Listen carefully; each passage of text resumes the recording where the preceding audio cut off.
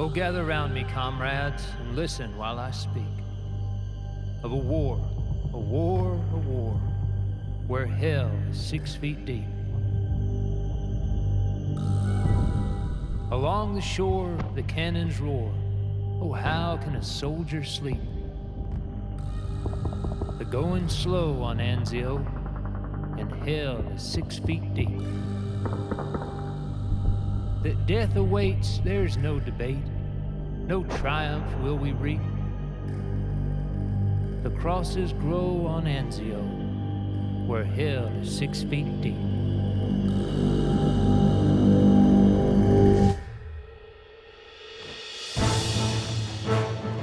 Years ago, when fascism and the forces of evil threatened to conquer the world, brave men and women from around the globe united to bring humanity back from the brink of destruction.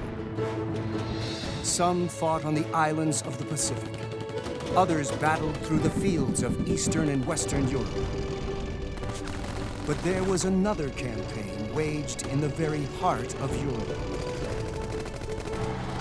A campaign that took over 300,000 souls, but helped shift the tide of the entire world. The soldiers of this campaign suffered, triumphed, and learned the true cost of war.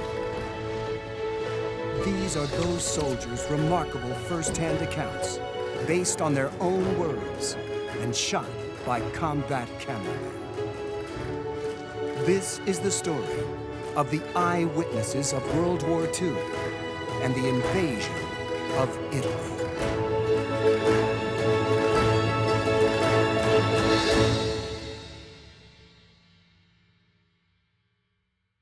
Einen einmal begonnenen Kampf bis zum erfolgreichen Ende durchzuführen.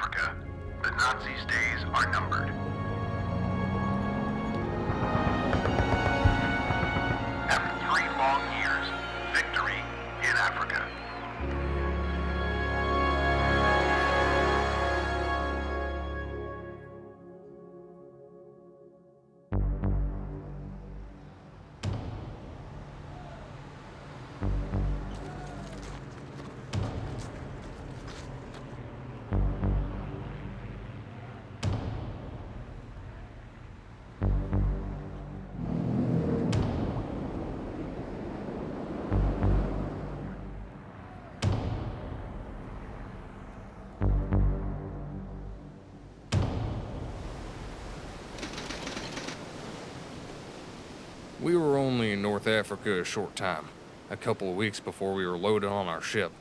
It's the largest invasion fleet ever assembled.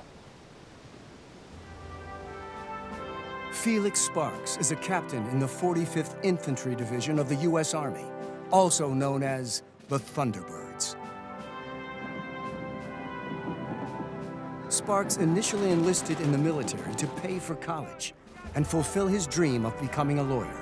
But fate had other plans. A reluctant Sparks finds himself on the eve of combat. We're new to combat, very green, and we're about to be one of the first assault units to hit the shores of Sicily. We know with certainty that many of us will never return.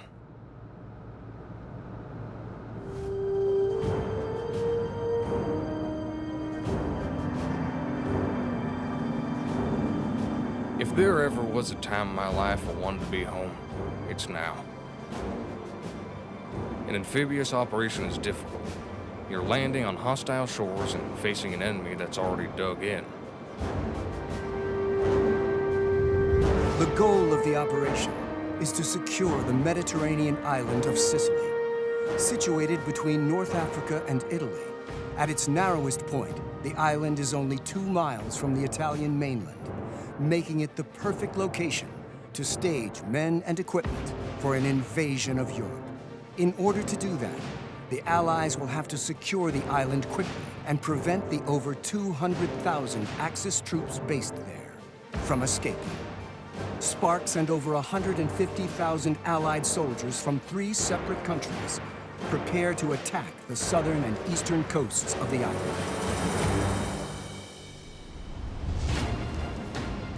The ocean is very rough, and almost everyone is seasick, including me. We edge towards the enemy shores. We creep forward in inky blackness. This was the first time we could expect our fire to be answered by fire. It makes a difference. It makes one hell of a difference.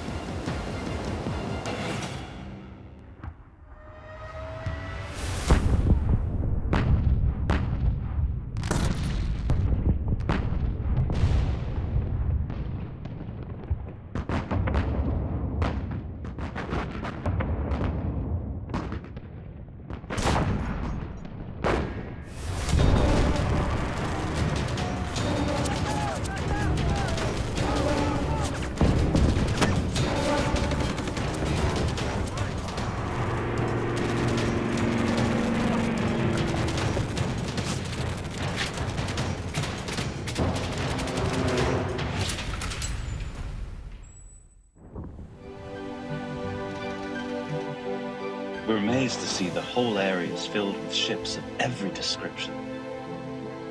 What a shock. The sun is brilliant, the birds are singing, and now the barrage is eerily quiet.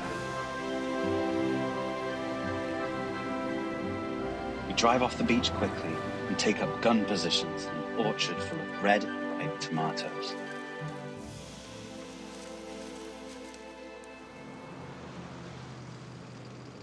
Later that day, Felix Sparks and his unit begin to move inland to take their first town. They're shocked by what they encounter.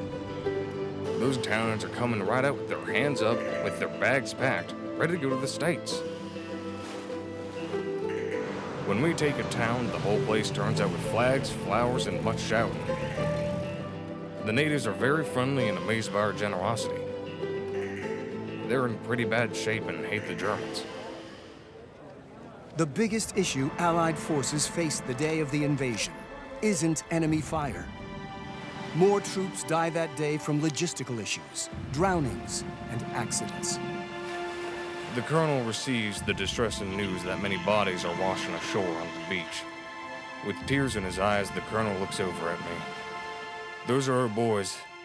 Sparks, I don't care how you do it, but I rely on you to see that they are buried with honor. Each grave is marked with a crude cross and dog tags attached.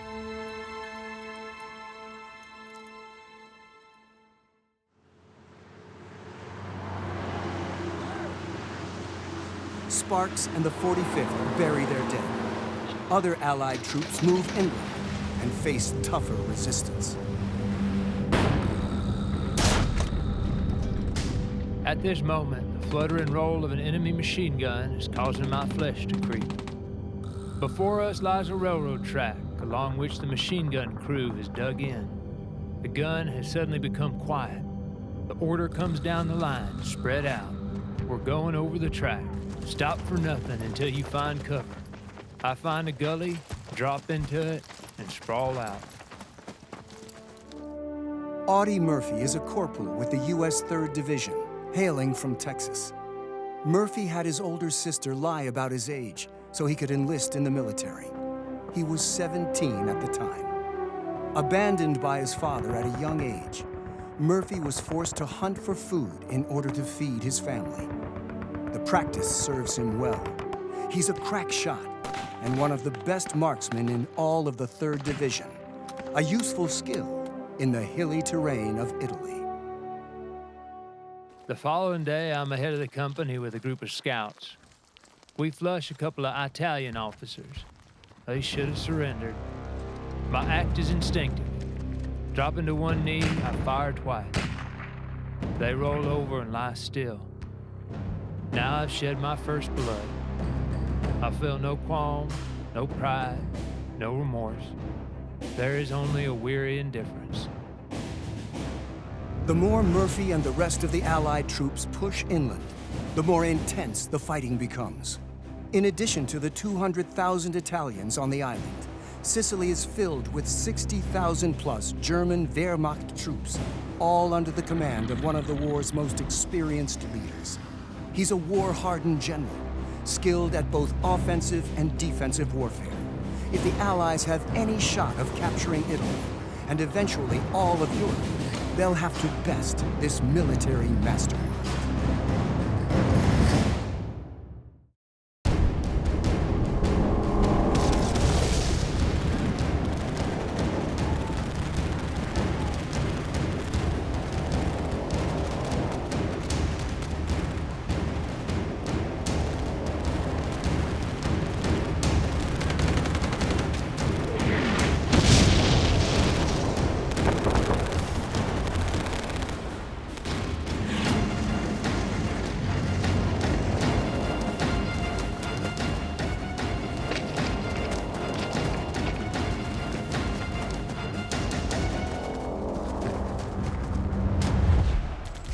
I counted on the enemies following up on this victory in North Africa, if not immediately, at least after the shortest possible breather. There were many alternatives for the continuance of their operations. One can guess, with the probability nearing certainty, that the Allies would choose a task in the success of which they could be confident, taking into consideration their limited training, especially in amphibious operations. These considerations ruled out the south of France, northern Italy, and the Balkans. Allied sea and air interests likewise pointed to Sicily. General Field Marshal Albert Kesselring is one of the most respected military minds in all the world. A veteran of the Great War, Kesselring has been the chief of staff of the fearsome German Air Force known as the Luftwaffe. Now, he's been made the commander of the entire Mediterranean theater. To the world, he's known as one of the greatest defensive generals of all time. To his troops, he's simply known as Smiling Albert, for the constant grin he wears on his face. Kesselring knows the odds are against him, but if any commander can pull off a victory on the island, it's him. The outlook in Sicily, as everywhere, is very black. I have lost all faith that the Italian Navy will carry out any of the plans prepared. The island has a defense that is hardly powerful enough to withstand a large-scale land invasion. 2 German divisions are in Sicily. Despite my resolution, I interfere in the early morning hours, the day of the invasion, by wirelessing an order to the Panzer Division to go in with immediate action.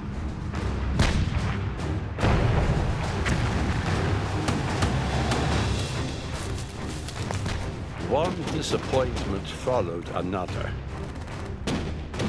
I flew to Sicily. I visited all the frontline positions. My flight yielded nothing but headaches. I see the total breakdown of Italian divisions. The 2 German units are bearing the brunt of the battle. I'm already reckoning with the evacuation of Sicily. Axis Command can bring sufficient reinforcements into defensive areas as they are threatened. About a week into the invasion, Kesselring pivots to a fighting retreat. The invasion of Sicily has now become a race to stop over 200,000 Axis troops from escaping across the Strait of Messina.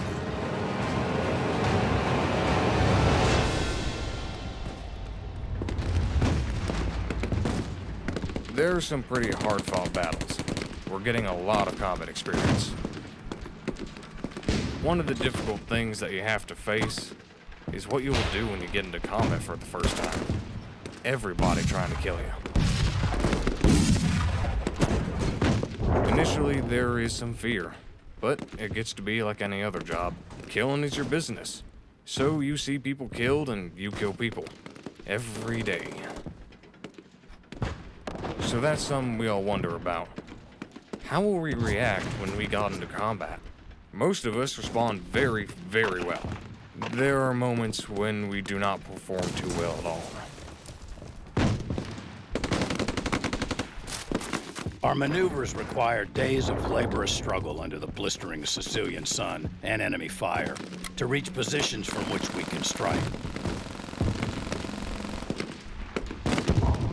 In ordinary times, the distance to Messina would be a few hours' drive of great scenic beauty.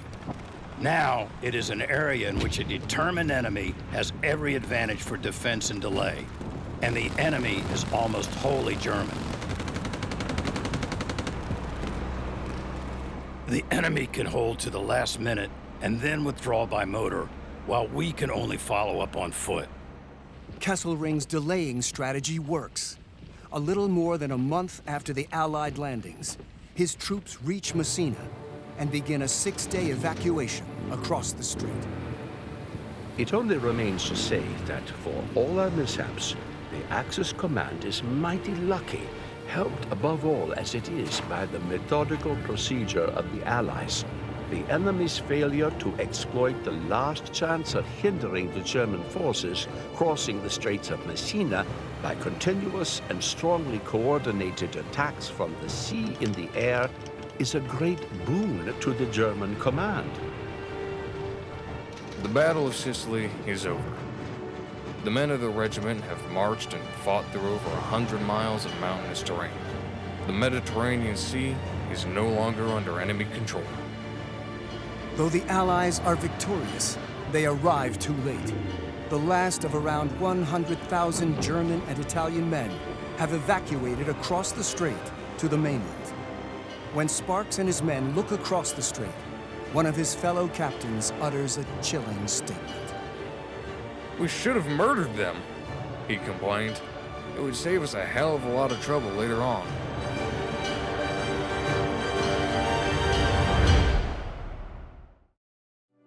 Armistice with Italy has been concluded. It is a great victory for the United Nations, but it was also a great victory for the Italian people.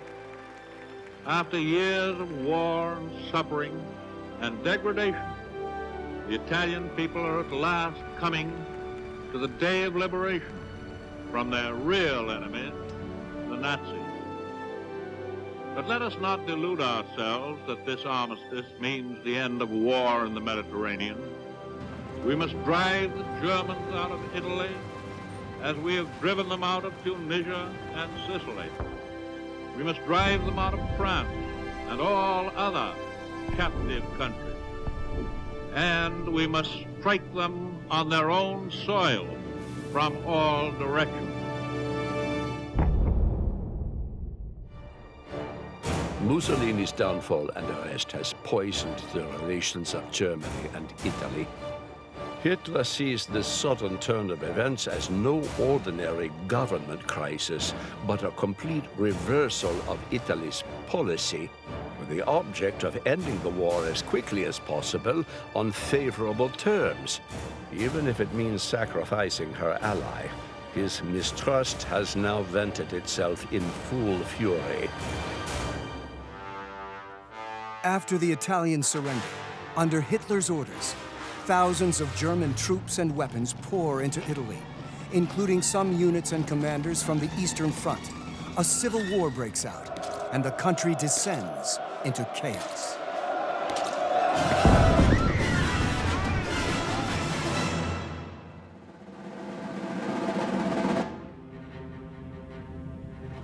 We receive another project calling for an amphibious assault in the vicinity of Naples, probably at the Bay of Salerno, in order to take advantage of the Italian political and military collapse.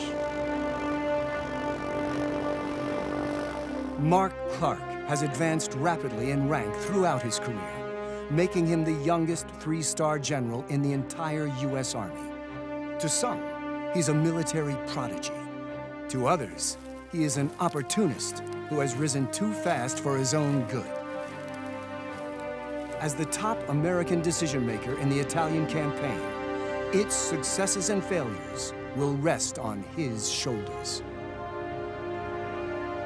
I guess it's the most daring plan of the war. We're spitting into the lion's mouth and we know it. I can assure you the Fifth Army is ready. A few breaks will pull it off. I go to work on it enthusiastically. Alexander is in command of the overall operation. He plans to use 8th Army on the instep of the Italian bourgeois. Under my command, the 5th Army executes Avalanche 150 miles up the west coast. Our mission is to capture the city of Naples. The 5th Army attack is the main operation. At best, we can steam in unopposed. At worst, we have one hell of a fight. We're on our way.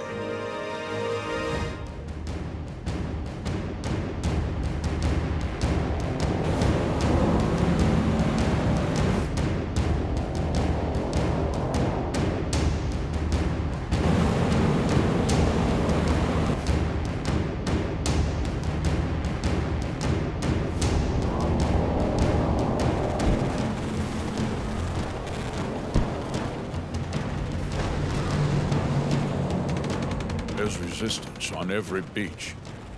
And within a short time, the defenders are strengthened by artillery and planes.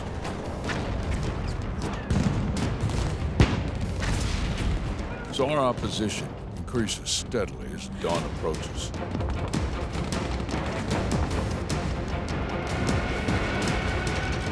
Even in the course of battle, we're not fully realizing how great the advantage of the Germans holding all the high hills surrounding our beachhead.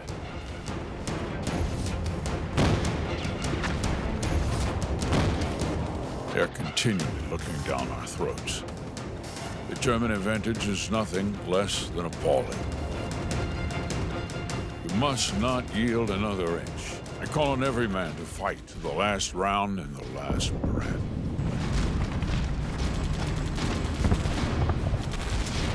Operation Avalanche becomes a human meat grinder. Hundreds don't make it past the beach. The fighting on the beaches of Salerno, despite the Allies' overwhelming air superiority, their tremendous naval gunfire, and our numerical weakness, is better than I had dared hope. It was actually reported to me in the late afternoon that there were hopes of their being able to throw the enemy back into the sea.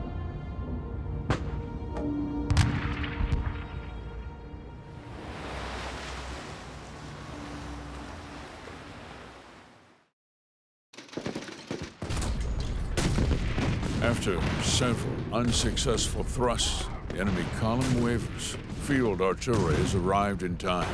Fire laid down by everybody knocks them back on their heels.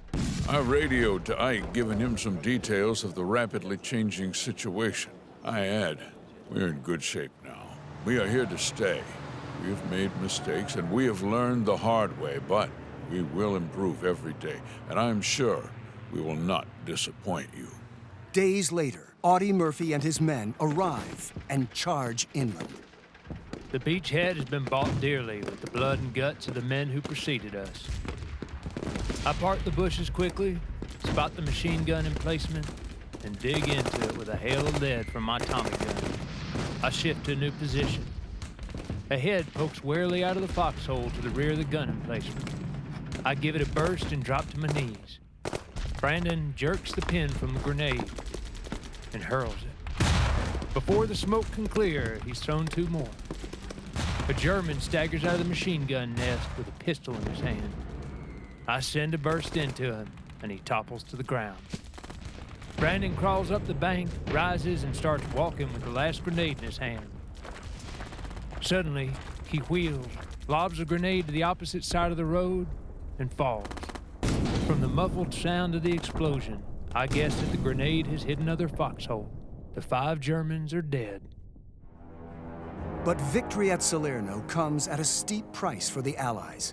They suffer almost 7,000 casualties, compared to 3,400 for the Germans. Kesselring gives the Allies little time to regroup before he makes his next move. The impression I have is that I must be prepared for a considerable sacrifice of ground. It might still be possible to go over the defensive south of Rome, perhaps on a line running through the Monte Cassino line. He makes a tactical retreat, kicking off what will become one of the bloodiest chapters of the Italian invasion. The general has drawn a line in the sand. The Allies will break their teeth on it.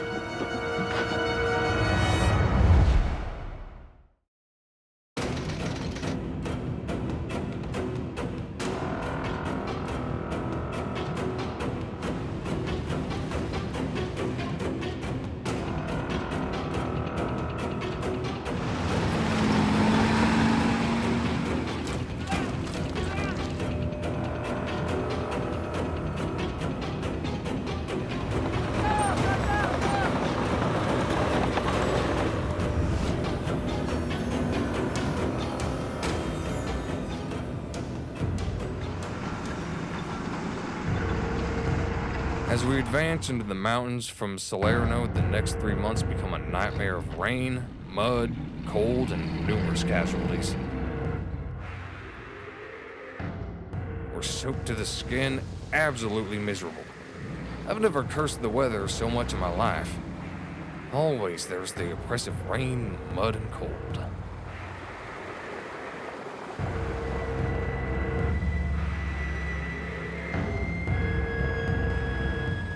In the darkness, compounded by rain and fog, we make a number of ill-advised night attacks. Bad as it is, it's merely another day in the life of a combat infantryman during the Italian campaign.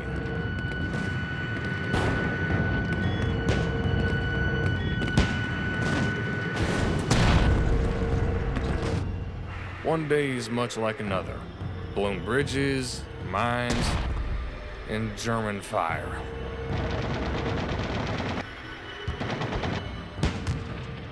As we approach the river, my luck runs out.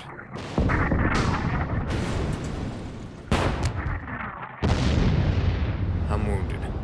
It's serious. Hit part of my liver. A shell fragment. A rifle bullet can only get one at a time. Shell fragments get 10 to 15. Sparks is injected with morphine on the field of battle and evacuated. The blood loss is so great, he quickly loses consciousness. His men are not sure he'll make it.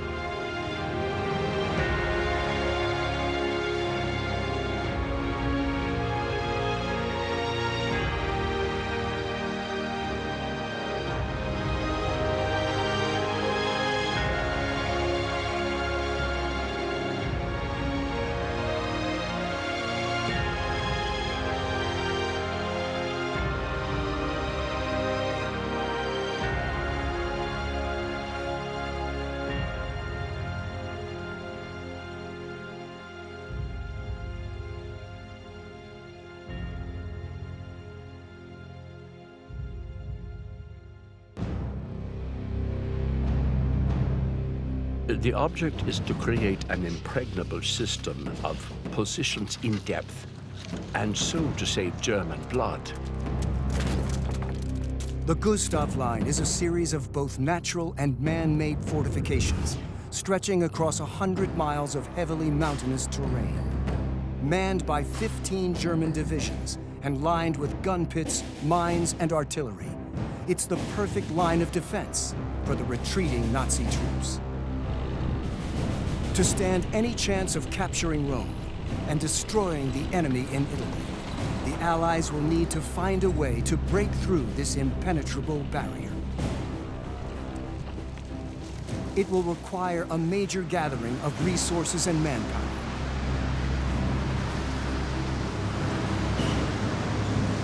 But it'll also mean more casualties than ever before.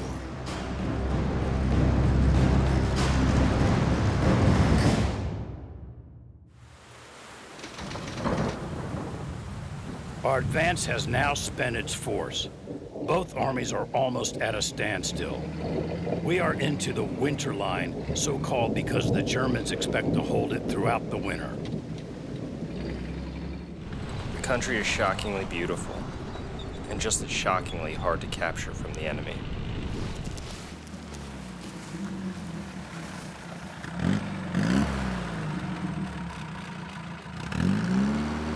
Our drive is bogged down. Our problem is compounded by a lot of rain. It rains in Italy in the wintertime. The rivers rise, we have difficulty crossing. The steep mountain terrain makes it very difficult to attack. The Germans are well dug in and we're not making any progress. The liberation of Rome, the fall of this ancient capital would hearten the troops and correspondingly dishearten the enemy.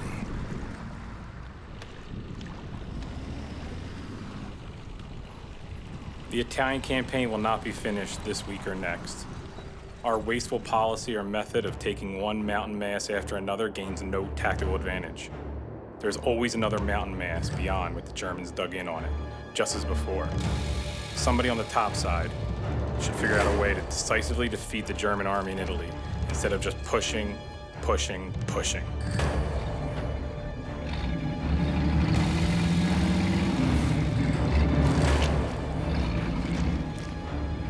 Desperate to crush Kesselring's army and running out of options, Allied forces prepare to punch through the Gustav Line along the most direct highway to Rome. The only problem, there's a 1,500-year-old monastery standing in their way.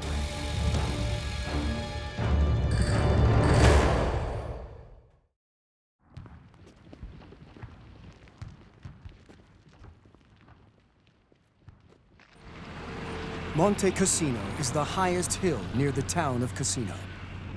Sitting atop its peak is an almost 1,500-year-old monastery. The historic structure is home to a community of monks who preserve irreplaceable religious texts, works of art, and treasures. But the building looms over 1,000 feet in the air, the perfect observation post, from which the Germans can rain artillery, mortars, and machine gun fire down on the Allies.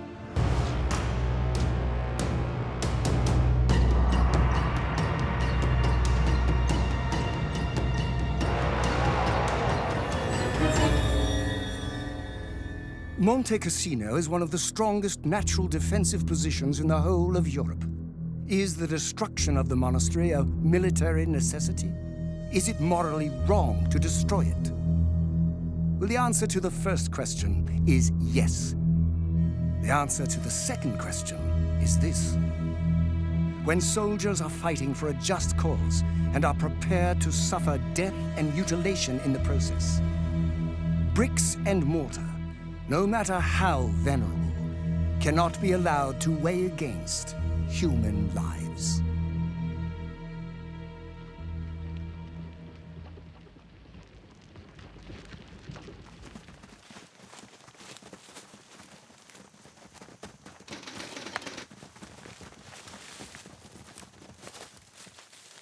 We're in a wooded area. And off to the right of us is like a plateau. It has big rocks. And as you're looking out over the river onto Monte Cassino. That's the abbey where the monks were. Quick-witted Italian-American Albert DeFazio is a private first class in the 36th Infantry. Born in Pennsylvania, DeFazio's family immigrated to America from a town not far from Monte Cassino. Just a few days earlier, DeFazio celebrated his 19th birthday. His birthday present, the opportunity to liberate his ancestral land.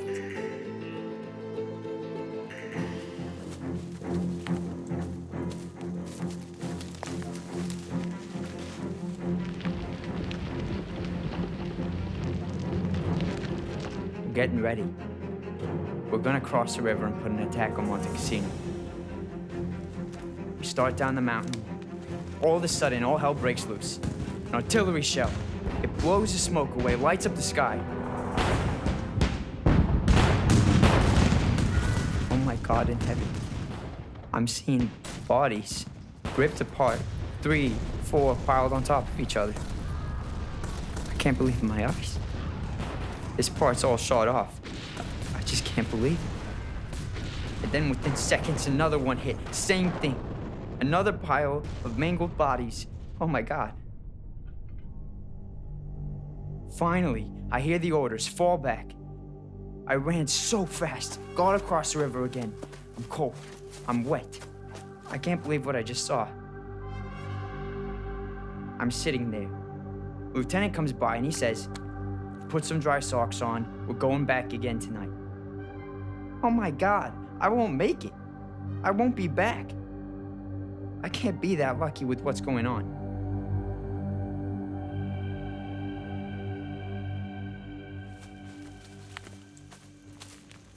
I keep going towards Monte Cassino. Nothing. Everything is quiet. No sooner I say that, oh my God, a shell comes and hits behind me. It blows me 2 or 3 feet ahead. I'm stunned. I don't know where I am. I come to, I feel pain behind me. I put my hand on my pants. They're ripped. My finger goes in a hole. Blood. I know I'm hit. I have another sting in my back.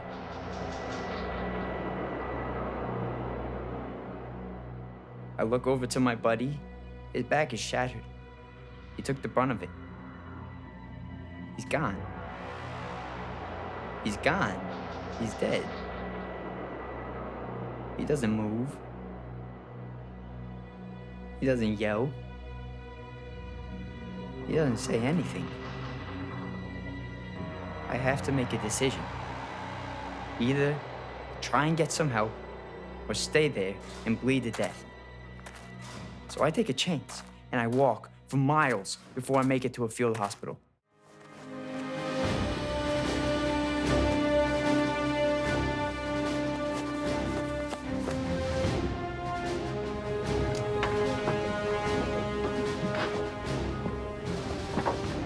Deciding upon the attack, I knew it would be costly, but the Rapido failure is a serious blow.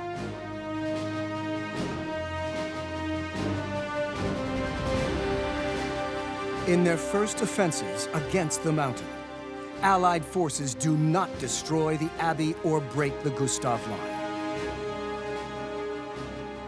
When all is said and done, out of the 6,000 men from the 36th, over 2,100 are casualties.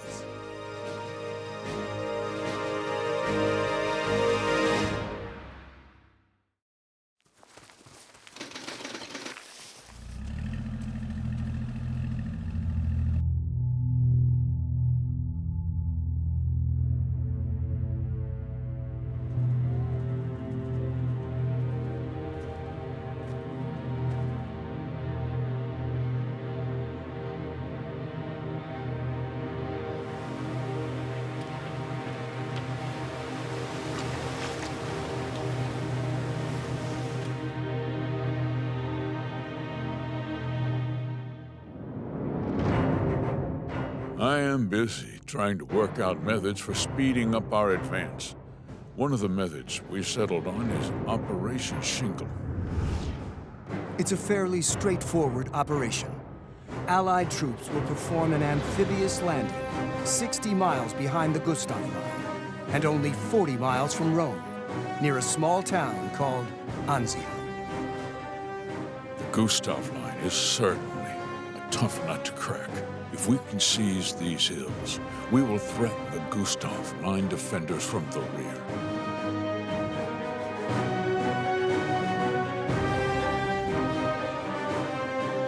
If the Anzio landings are successful, we'll be stabbing a dagger into Kesselring's right flank. He will then have to decide whether to withdraw his strength from the Gustav Line in order to oppose our Anzio landings, whether other forces could be rushed to to the beachhead. As always, Kesselring is preparing for all possible outcomes. I'm convinced that the Allies' reckless expenditure of troops must conceal some ulterior objective. I don't believe that Alexander can be satisfied for much longer with the slow and costly way the Allied front is edging forward. Sooner or later, he must surely end it by a landing, which, taking into account the enemy's systematic methods, can only be expected in the region of Rome. If the Allies are going to outsmart Kesselring, they'll need a shrewd commander for Operation Shingle, who knows what he's doing. Mark Clark thinks he has the right man for the job. Apparently, Shingle has become the most important operation in the present scheme of things. Mr. Churchill said it will astonish the world, and it will certainly frighten Kesselring. General John P. Lucas is a career military man and a West Point graduate. A veteran of the First World War, Lucas has been leading his Sixth Corps in their attempts to break the Gustav Line, but is now put in command of the Anzio invasion force, an operation that he has serious reservations about. Unless we can get what we want, the operation becomes such a desperate undertaking that it should not, in my opinion, be attempted. Otherwise, a crack on the chin is certain. These battles of the Little Bighorn aren't much fun, and a failure now would ruin Clark, probably kill me, and will certainly prolong the war. I feel like a lamb being led to the slaughter. I am entitled to one bleat, so I register a protest against the target date. I am ruled down as I knew I would be. I have the bare minimum of ships and craft.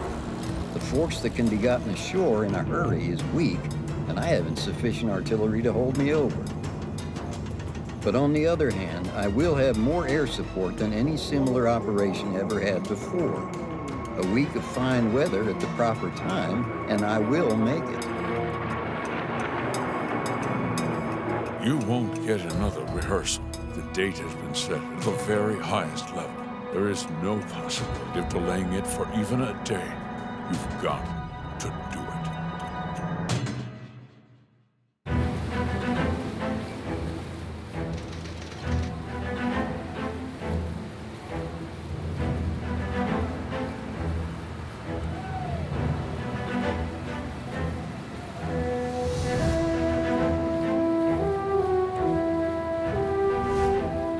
Whatever we're going into, it can't be worse than fighting those damned mountains. There's no mud and no hills to climb. Buck up. We got nothing to worry about. On your right. Our command has studied every detail of the terrain over which we must pass. The enemy strong points are known, the minefields mapped, the positions plotted.